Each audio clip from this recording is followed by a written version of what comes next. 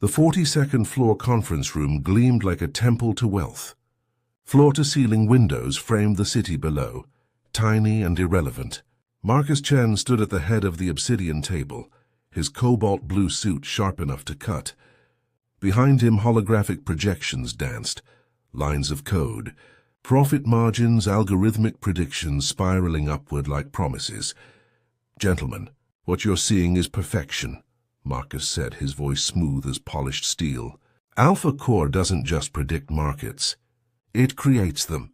12 investors leaned forward, hungry. Marcus clicked his remote. Numbers exploded across the screen. 18-month returns, 0 loss quarters, geometric growth that defied economics itself. "Mathematically flawless," Marcus continued. "Every variable accounted for, every edge case resolved. This system cannot fail." Near the back wall beside the coffee station, a figure in charcoal maintenance coveralls shifted. Elijah Brooks held a tablet, ostensibly checking the climate control systems, but his eyes tracked the code on the projections. His lips moved silently, tracing invisible equations. Marcus's presentation hit its crescendo. Questions? Silence. Then, line 847 has a recursive flaw. The voice came from the back, quiet, certain. Every head turned. Marcus's smile froze, then widened into something predatory. "I'm sorry," Marcus said, his tone suggesting he wasn't sorry at all. "Did our maintenance staff just critique my algorithm?" Elijah's grip tightened on his tablet. The room's temperature seemed to drop 10 degrees. "I said line 847 has a recursive flaw. Under high volatility, the system will cascade." Marcus's laugh cut through the silence like broken glass. "Noted," he said, dismissing Elijah with a wave. "Now actual questions?"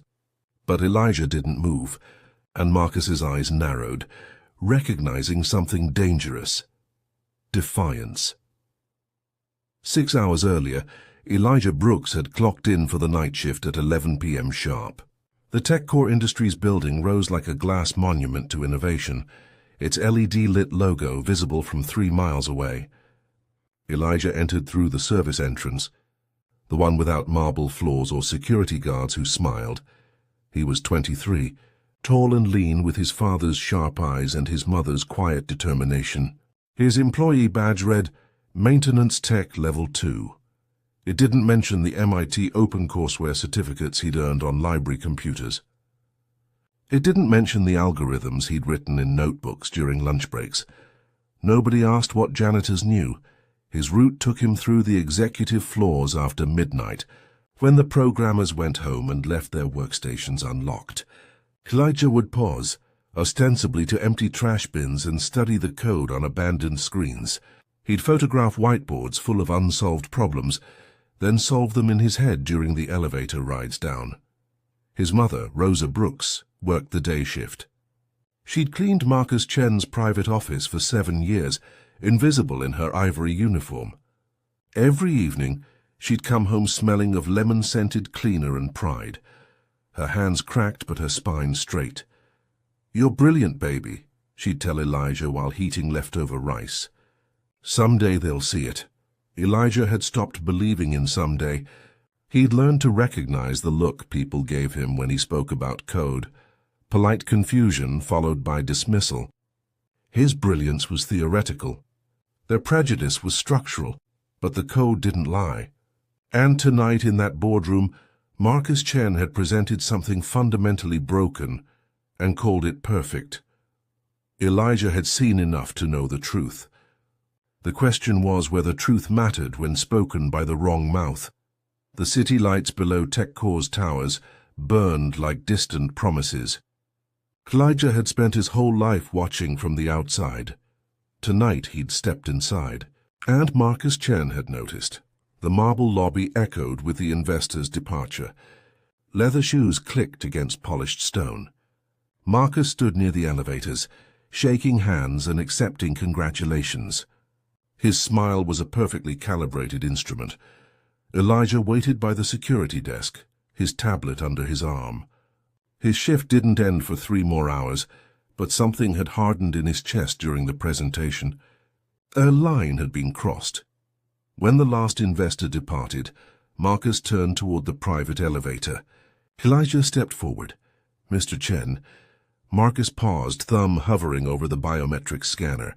He turned slowly, eyebrows raised in theatrical surprise. "The maintenance philosopher," Marcus said. "Still here?" "Your algorithm has a critical flaw," Elijah said.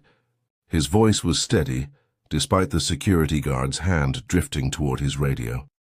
"The recursive function in your volatility handler, it creates a positive feedback loop. Under certain market conditions, it won't just fail. It'll amplify losses exponentially." Marcus's smile never wavered, but his eyes went cold. "Is that right?" Line 847. "The nested conditional breaks when volatility exceeds 0.7 standard deviations. The system will attempt to compensate by increasing position sizes, which accelerates the cascade." It's a time bomb. A few lingering employees had stopped to watch. Marcus registered their presence, calculating. "You've memorized my proprietary code," Marcus said, his voice dropping to something dangerous.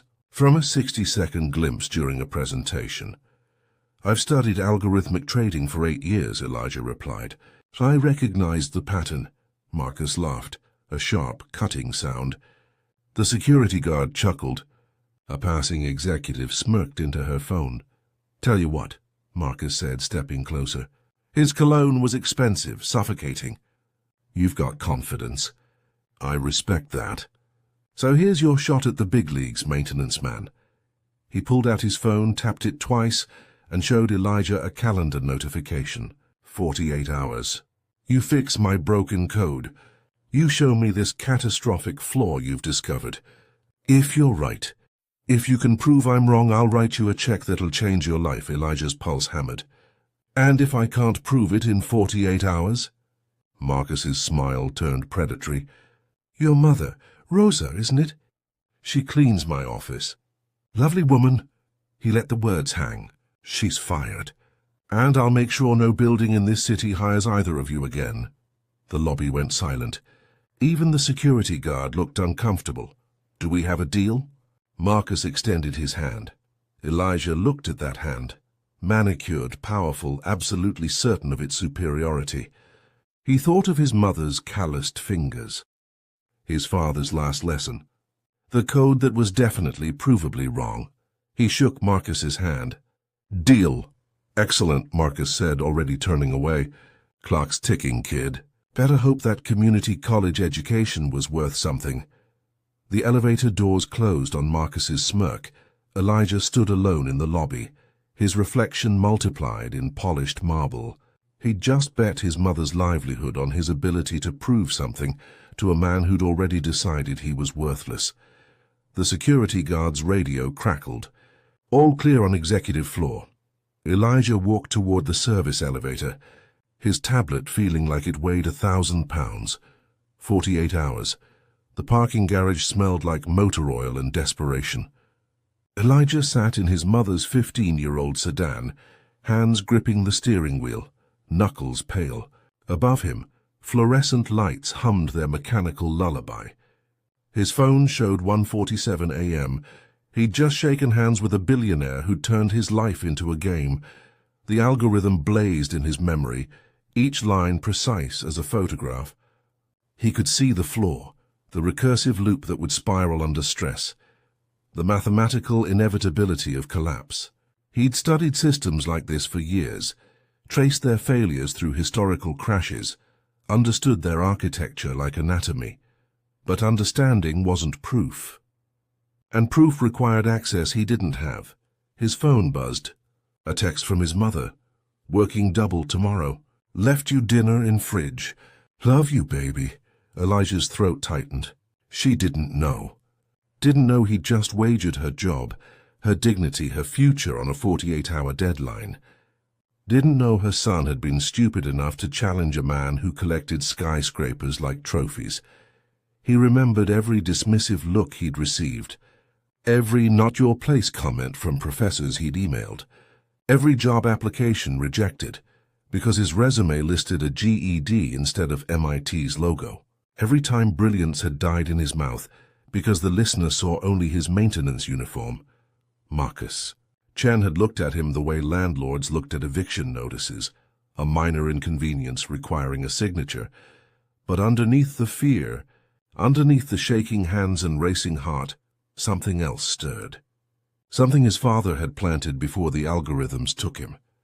Before the heart attack in the tiny apartment, surrounded by printouts of code that had failed to account for human panic. "The math doesn't lie, Eli," his father had whispered. "People lie. Systems lie. But the math shows you what's real." The fluorescent lights flickered. Elijah pulled out his tablet. The code was wrong. He knew it. Not suspected. Knew it with the certainty of mathematical proof. The question wasn't whether Marcus's system would fail. The question was whether anyone would believe Elijah when he proved it. He started the car. 48 hours meant no sleep. No safety net. Just him and the truth, fighting uphill against gravity itself. But gravity was just another force, and forces could be calculated. Elijah drove home through empty streets, the city's towers glowing like false gods against the darkness. The apartment was silent, except for the refrigerator's hum. Elijah sat at the kitchen table, his father's laptop open before him, a scratched Dell from 2007, held together with electrical tape and stubbornness. The screen cast blue light across his face. 14 years ago, this same laptop had displayed his father's last algorithm. David Brooks had been a software engineer at a mid-tier investment firm, brilliant but unlucky. He'd built risk management systems, spent 18-hour days modeling market behavior, believed in the mathematics of stability. Then 2008 hit like a tsunami. Elijah remembered the night his father came home, suit wrinkled, eyes hollow. "The algorithms didn't account for panic," David had said, his voice strange and distant.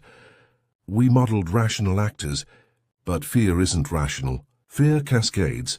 3 weeks later, the firm collapsed. David's pension evaporated. His savings, leveraged in the market he'd helped build, vanished like smoke. The stress carved him hollow from inside. The heart attack came during Elijah's 14th birthday. Paramedics worked for 30 minutes, while printouts of failed code scattered across the floor like accusations. David's last words whispered in the ambulance. "Don't trust perfect systems, Eli. Perfect means someone's lying." After the funeral, Rosa took the first job she could find, cleaning offices at TechCore Industries. Elijah watched her leave before dawn, return after dark, too exhausted to dream but too proud to break. She'd made him promise one thing. "Your father's brilliance didn't die with him. It lives in you." So Elijah learned. Library computers became his university. Free coding platforms became his laboratory.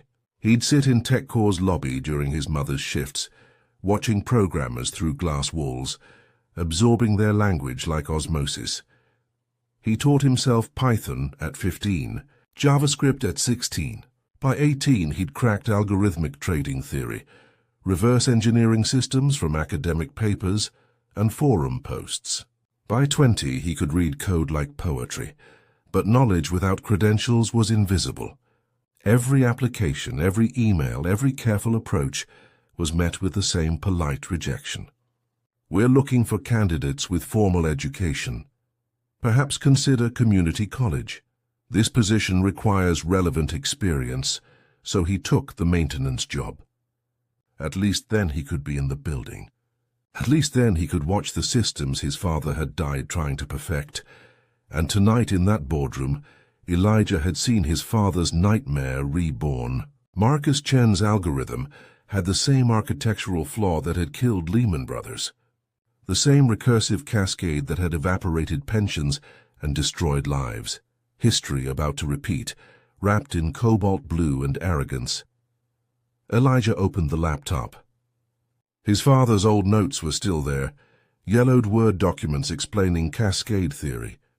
When the system prioritizes self-preservation over accuracy, It amplifies the very risks it's designed to prevent. 46 hours remaining. Elijah's fingers found the keyboard.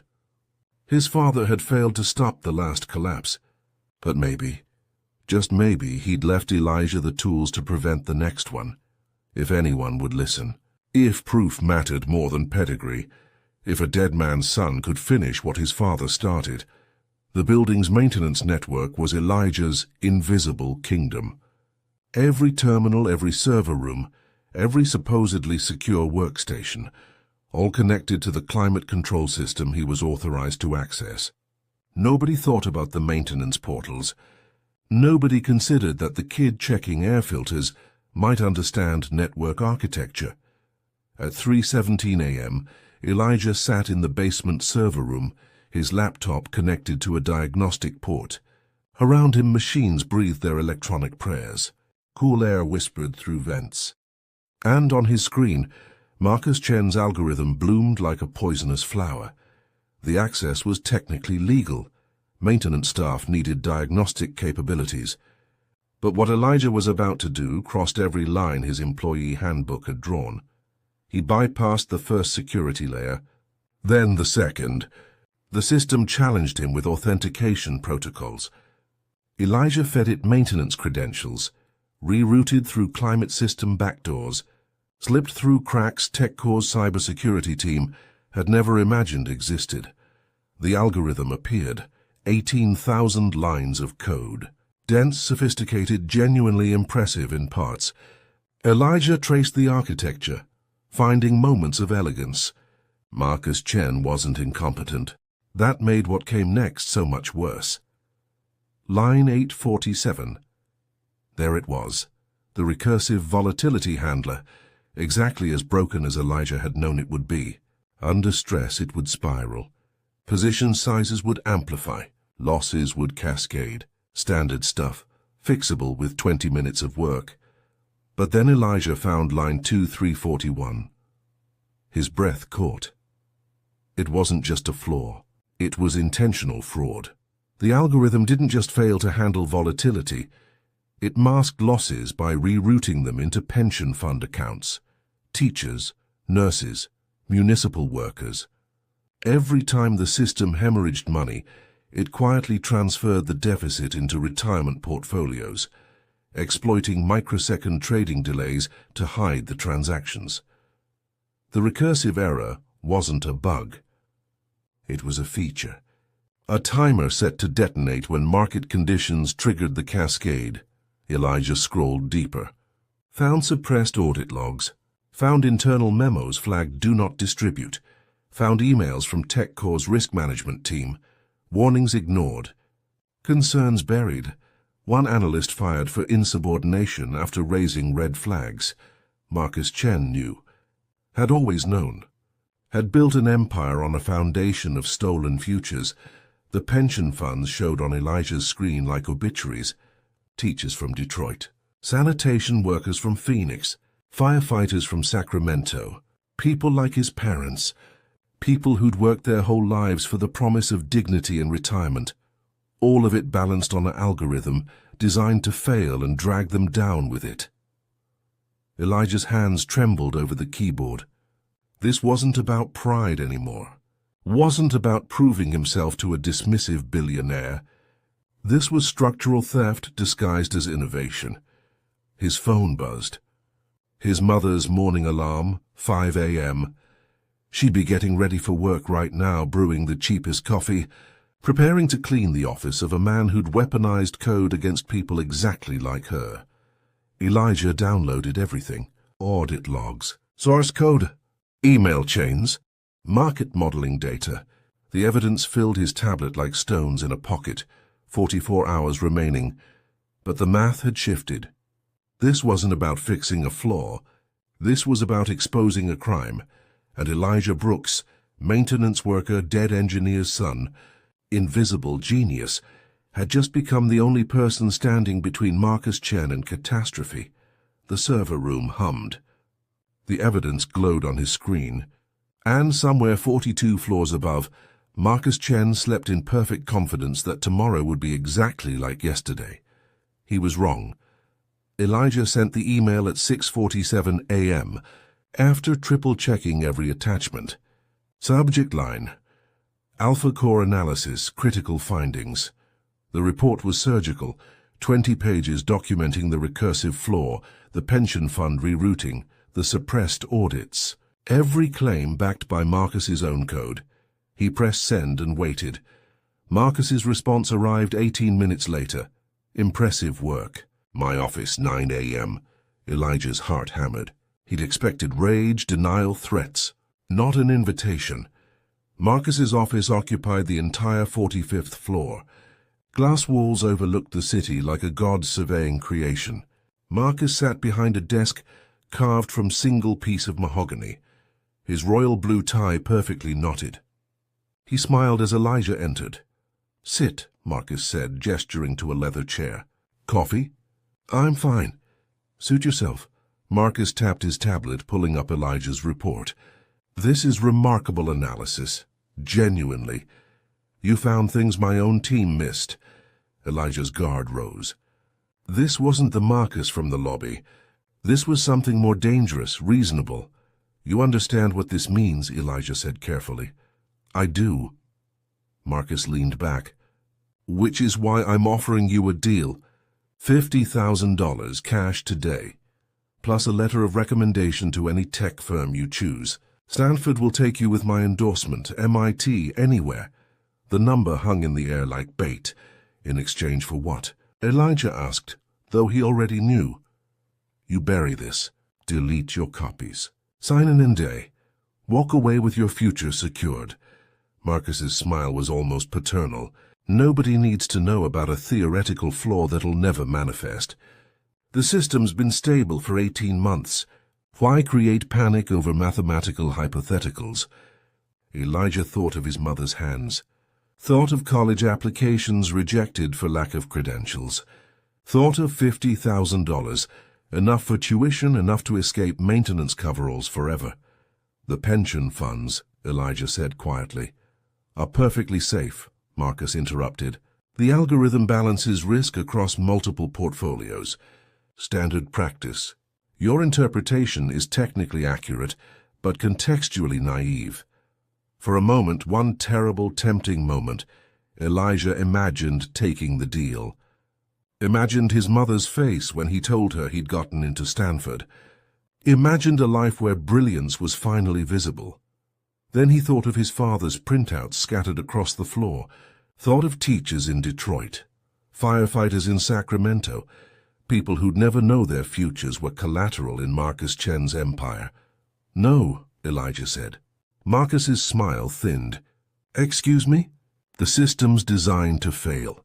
You know it, I know it, and when it does, you'll be fine. They won't. Think carefully, Marcus said, his voice cooling. This offer expires when you walk out that door. Elijah stood. His legs felt unsteady, but his voice was firm. I'll take my chances with the truth. Marcus watched him go, his expression unreadable. As Elijah reached the door, Marcus spoke once more. Your mother, Rosa, lovely woman. Elijah froze. See you in 42 hours, Marcus said softly. The door closed behind Elijah. He'd just refused $50,000 and a future. The question was whether he'd saved his integrity or destroyed his life. 36 hours later, Elijah's phone rang at 2:13 p.m. Unknown number, Mr. Brooks. This is TechCore Human Resources. Your mother's employment has been terminated effective immediately. Please arrange to collect her personal belongings from security. The line went dead. Elijah ran. 4 miles from his apartment to TechCore's tower, lungs burning, heart exploding. He burst through the service entrance to find his mother sitting in the lobby. A cardboard box rested in her lap. Her ivory uniform was pristine, but her eyes were devastated. Mom, policy violation, she whispered. Her voice was hollow, ashamed. They said I accessed restricted files, that I stole proprietary information. That's impossible. You don't even... They have video, baby. A tear traced down her cheek. Security footage from last week. My keycard opening Mr. Chen's private server room. Elijah's blood turned to ice. Show me. The security guard reluctantly pulled up the footage on his tablet. There was Rosa's face, time-stamped clear, her keycard swiping the server room door, her figure entering. 5 minutes later exiting. It was flawless and completely fabricated. "I've never been in that room," Rosa said. "I clean his office. That's all." "I swear, Elijah, I know, Mom, I know." Elijah's hands shook with rage. He looked up at the tower, up toward the 45th floor. Through the glass walls impossibly far above, Marcus Chen stood at his window, phone to his ear, looking down at them like insects, smiling. "We need to go," Elijah said, helping his mother stand. The box felt impossibly light. 7 years of work reduced to a few personal photos and a coffee mug. Outside, the city moved on. Cars passed. People walked by. The world didn't stop for one woman's destroyed dignity. Rosa cried silently in the passenger seat as Elijah drove home. She wouldn't look at him, wouldn't speak. The shame sat between them like a third passenger. That night their apartment felt smaller than ever. Rosa went to her room without dinner. Elijah sat in the dark, his father's laptop open, Marcus's algorithm glowing on the screen. 18 hours remained on the original deadline. But the game had changed. This wasn't about proving a flaw anymore. This was war, and Elijah had just lost the first battle. His phone buzzed. A text from an unknown number. "Clock still ticking. Prove it or stay quiet. Your choice." MC Elijah stared at the message, at his mother's closed bedroom door, at the evidence on his laptop that nobody would believe came from a janitor's son.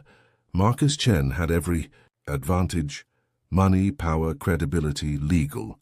Teams that could bury truth under paperwork for years. Elijah had a laptop from 2007 and righteous anger. The city lights beyond his window burned like distant, mocking stars.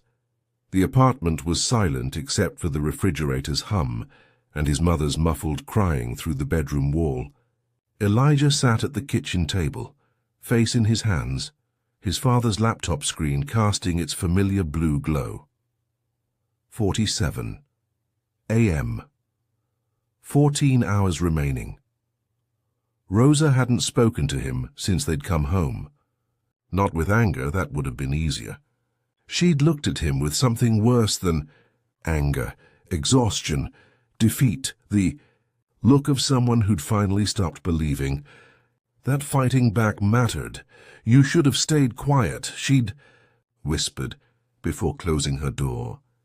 Not accusatory, just tired, just done. Elijah had broken the one rule that kept them safe: don't make waves, don't challenge power, don't imagine you matter enough to be heard. His father had challenged the system, and it had killed him. Now Elijah had made the same mistake, and dragged his mother down with him. The evidence sat on his laptop like a monument to futility. Perfect documentation of fraud that nobody would believe came from a maintenance worker. He'd compiled it thinking truth mattered. Thinking proof was enough, but proof required credibility, and credibility required the one thing Elijah had never possessed: the right last name, the right school, the right entry point into rooms where people listened. Marcus Chen had understood this from the beginning, had known that Elijah could be brilliant and still powerless, had known that firing Rosa would break him more than any threat to himself. Elijah thought of his father's last words: "Don't trust perfect systems." But what did you do when the imperfect system was designed to keep you invisible? His phone sat silent on the table. No allies, no backup plan, no miraculous cavalry riding to save him, just him. And the truth. And 14 hours to prove something to a man who'd already won. The kitchen light flickered. Elijah looked at his mother's closed door, at his father's laptop, at his own reflection in the darkened window. Then his laptop chimed softly. New email notification. Elijah's finger hovered over the trackpad. Probably Marcus twisting the knife. Probably HR confirming his own termination. Probably another door slamming in his face.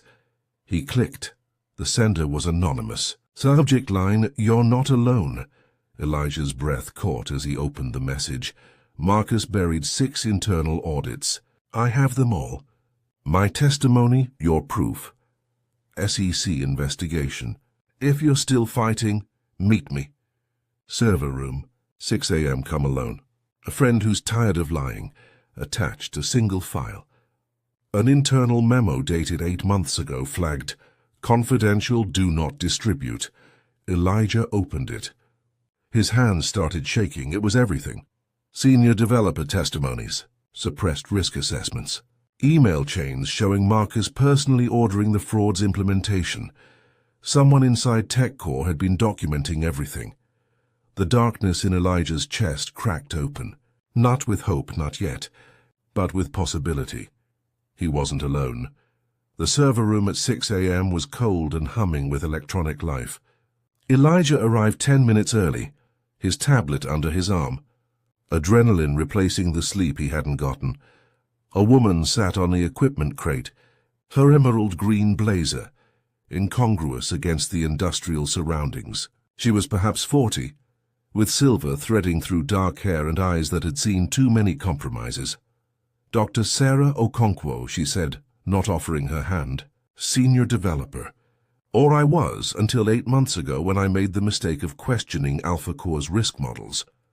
Elijah recognized the name from the email chains he'd found. "Marcus fired you, demoted me, publicly humiliated me in front of the entire development team, then isolated me in a basement office hoping I'd quit." Her smile was bitter. "I didn't quit. I documented." She pulled out a tablet, scrolling through files. 6 internal audits, all showing the same recursive flaw you found. All buried by Marcus personally. He threatened the auditors' careers, made examples of anyone who pushed back.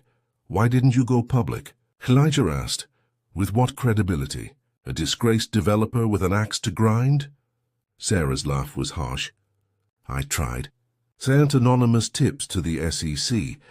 They requested documentation I couldn't provide without exposing myself. Marcus has lawyers who eat whistleblowers for breakfast."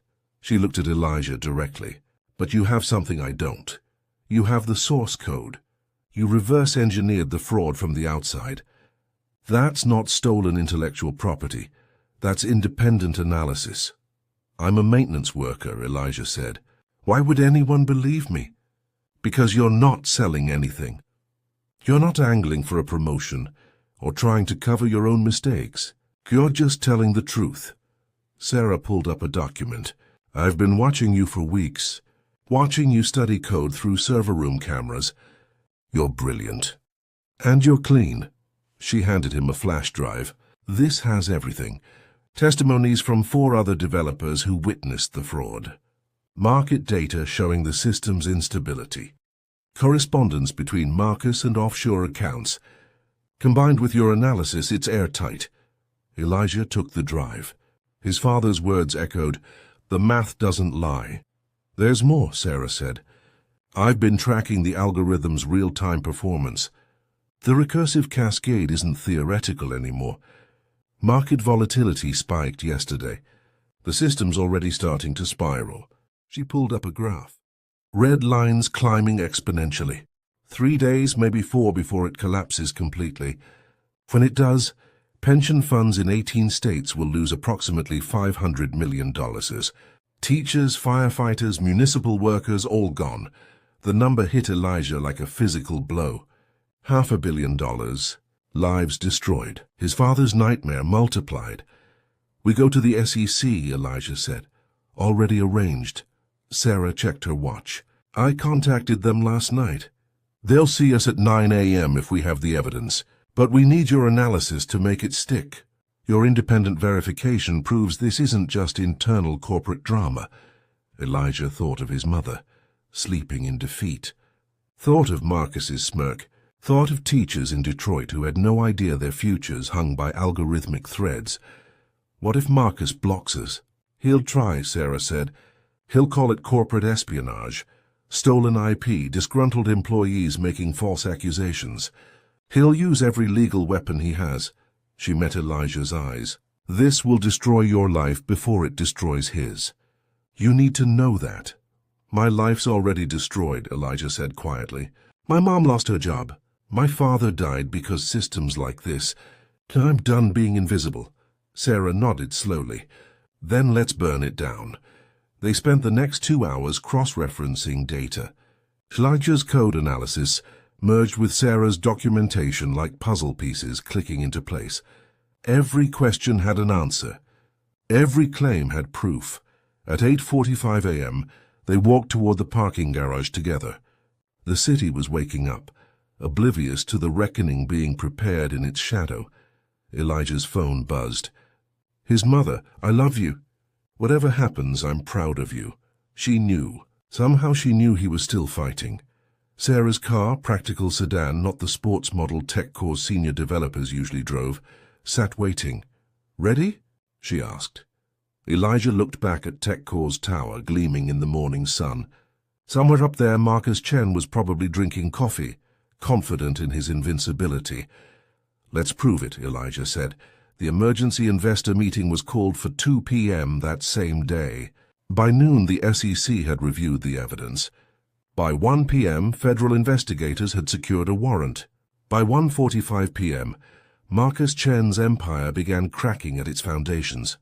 The 42nd floor conference room was packed. The same investors from a week ago now stone-faced. TechCore's board of directors, legal counsel on both sides, and at the head of the table, Marcus Chen in a deep burgundy suit, radiating controlled fury. The doors opened. Elijah walked in, flanked by Sarah Okonkwo, 2 SEC investigators, and a lawyer from the Coalition for Pension Fund Protection. Marcus's expression flickered just for a second, before smoothing back into contempt. You can't be serious, Marcus said, addressing the board. You're letting maintenance staff interrupt a closed meeting. Mr. Brooks has evidence pertinent to AlphaCore's stability, the lead investigator said. The SEC has requested this review. Elijah connected his laptop to the projector. His hands were steady now. The fear had burned away, leaving only clarity. You wanted proof, Elijah said quietly, looking at Marcus. Here it is. The first slide appeared. Line 847 of the algorithm, highlighted in red. This is your recursive volatility handler, Elijah began. Under standard conditions, it functions. But when market volatility exceeds 0.7 standard deviations, it creates a positive feedback loop. Marcus interrupted. This is proprietary code. How did you... I didn't steal it, Elijah said. I reverse-engineered it from your public presentation. Independent analysis, completely legal. He advanced to the next slide. But the recursive flaw isn't the real problem. This is line 2341 appeared. The pension fund rerouting protocol laid bare in stark code. The room went silent. Your system doesn't fail gracefully, Elijah continued. It masks losses by transferring them into pension fund accounts, teachers, firefighters, municipal workers. Every time AlphaCore hemorrhages money, it steals from people who can't afford the loss. That's a grotesque misrepresentation. Marcus started. Sarah stood. I'm Dr. Sarah Okonkwo, senior developer at TechCore until Mr. Chen demoted me for questioning this exact protocol 8 months ago. She placed a stack of documents on the table. 6 internal audits, all showing the same flaw, all personally suppressed by Marcus Chen. An investor leaned forward. Marcus, what is she talking about? Disgruntled former employee, Marcus said smoothly. This is a coordinated attack. Here's the market data, Elijah interrupted, pulling up the graph. Red lines spiking upward. Yesterday's volatility spike triggered the cascade. The system's already spiraling. In 72 hours, maybe less, it will collapse completely. $500 million in pension funds will evaporate. He's a janitor's son playing programmer, Marcus snapped, composure cracking. You're taking the word of... I'm a programmer who watched you play God, Elijah said, his voice cutting through the room like steel. My father died in the 2008 crash because algorithms like yours treated people like variables. You built the same weapon and aimed it at the same victims. He advanced the slides. Email chains. offshore account transfers. Risk assessments marked, "Do not distribute." "You didn't just ignore the warnings," Elijah said. "You weaponized the flaw. You built a system designed to steal from people who trusted you." The SEC investigator stood. "Mr. Chen, you're being formally notified of an investigation into securities fraud, wire fraud, and violations of the Employee Retirement Income Security Act." Marcus's face went white, then red. "This is persecution." "I've built an empire. You've built a con," Sarah said quietly. "And we have 12 witnesses ready to testify." The board chairman cleared his throat. "Marcus, step outside now." For the first time, Marcus Chen looked uncertain. He glanced at the investors, seeing only cold calculation in their eyes. At the board, seeing liability. At Elijah, seeing something that terrified him. Consequence. "This isn't over," Marcus said, but his voice lacked conviction. "Yes," Elijah said. "It is." Security escorted Marcus from his own conference room. The door closed, and Elijah stood in the silence, surrounded by people who finally saw him, not as maintenance staff, not as someone's son, as himself. The lead investigator extended her hand. "Thank you, Mr. Brooks. You may have saved 500,000 people's retirements. Through the window, the city sprawled below. Somewhere out there, teachers were planning lessons. Firefighters were saving lives. Sanitation workers were keeping the world turning. They'd never know how close they'd come to losing everything, never know that a maintenance worker's son had stood between them and catastrophe. But Elijah knew. And for now, that was enough. 6 weeks later, TechCore's board offered Elijah a settlement of $500 million, distributed among affected pension funds with Elijah named as primary whistleblower. His personal compensation came to $15 million. He took $2 million and donated the rest to coding education programs for underserved communities. Marcus Chen faced federal charges. His assets were frozen. His empire, built on fraud and arrogance, dissolved like morning fog. Rosa Brooks was reinstated with full back pay and a formal apology. The board offered her early retirement with full pension. She accepted, crying in Elijah's arms as she signed papers that guaranteed her dignity.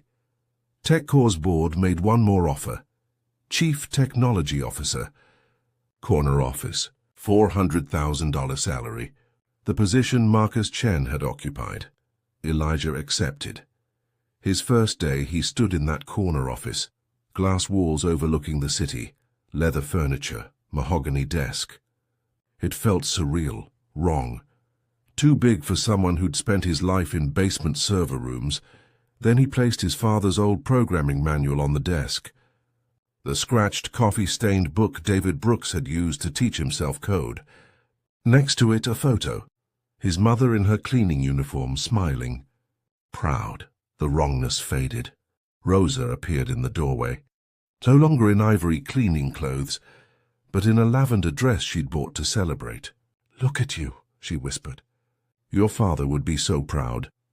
"He'd say I still have work to do," Elijah replied. "Then get to work, baby." His first act as CTO was dissolving AlphaCore and implementing new auditing protocols. His second was hiring Sarah Okonkwo as Senior Vice President of Ethics and Compliance. His third was establishing a scholarship program for talented coders without traditional credentials. 6 months later, TechCore's culture had shifted. The maintenance staff had seats at innovation meetings. Ideas were judged by merit, not pedigree. The glass tower remained, but the invisible walls inside it started coming down. Elijah never forgot the parking garage, the fear, the moment he'd almost taken Marcus's bribe. He kept a photo of that night on his desk, him in coveralls standing beside his mother's old sedan, a reminder that brilliance doesn't require permission, that truth doesn't need credentials, that sometimes the most powerful person in the room is the one nobody expected to speak. The city below continued its rhythm. And in the tower above, a janitor's son built something better than his predecessor's empire. He built justice. 1 year later, Elijah stood before TechCore's annual innovation conference. 500 developers, engineers, and investors filled the auditorium.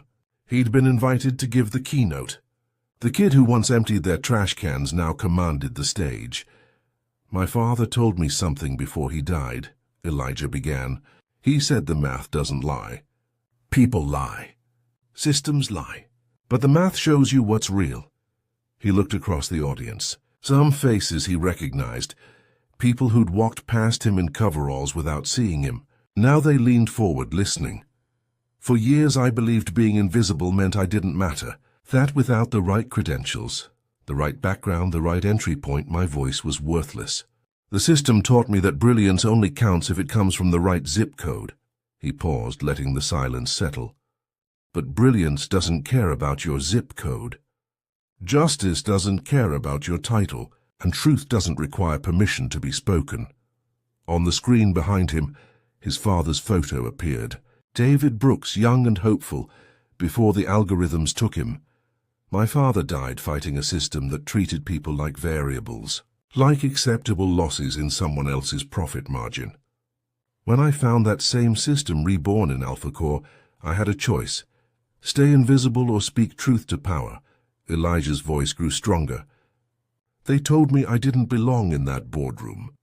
That maintenance workers don't critique algorithms. That my analysis was impossible because I didn't have the right degree. But the code didn't care about my credentials. The math didn't care about my title." He looked toward the back of the auditorium where Rosa sat, elegant in gold, tears streaming down her proud face. "Your platform doesn't determine your worth. Your integrity does. Your job title doesn't define your value. Your courage does. And your background doesn't limit your brilliance, it sharpens it." The camera pulled back, showing the auditorium, the city beyond the windows, the world that had tried to keep Elijah Brooks invisible. "To everyone who's been told they don't belong, you do.